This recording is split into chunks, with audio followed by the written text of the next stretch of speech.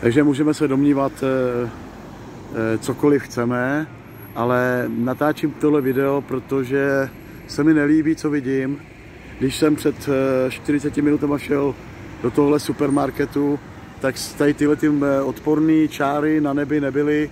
Bylo krásná, čistá, modrá obloha. Podívejte se, co je tam teď. Tak se podívejte. Tak to je tam teď, jo. To vůbec není normální, tohleto.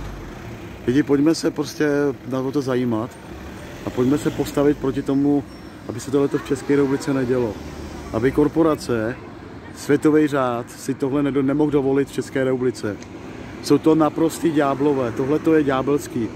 Ať se mi to líbí nebo ne, ať se někdo, jak se mu říká, vůbec se vám to nelíbí, je vám to jedno, tak mi se to nelíbí, protože já jsem viděl krásný čistý mraky a místo toho vidím tyhle ďábelský čáry. Jsou úplně všude po celém nebi tady, tohle je Plzeň, tak se koukejte, jak je to tady, jak jsou tady čáry. Úplně, a co to dělá s mrakama, co to udělalo a určitě bude pršet nebo něco prostě, jo. Takže tady si někdo hraje s počasím a je to absolutně odporný, že 99% obyvatelstva ani nerozumí ničemu, nic nechápe a nad jejich hlavama si hrajou korporace s počasím. Doslova si hrajou s počasím, sypou na nás svinstva chemický, všechno se dá zjistit.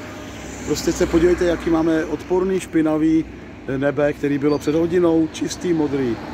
Takže takhle to tady vypadá, to je Plzeň. Já jsem z toho teda hotový úplně.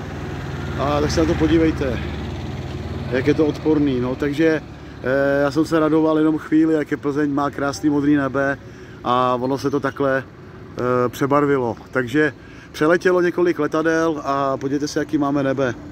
Tak takhle máme nebe, no. Takže vůbec se mi to nelíbí.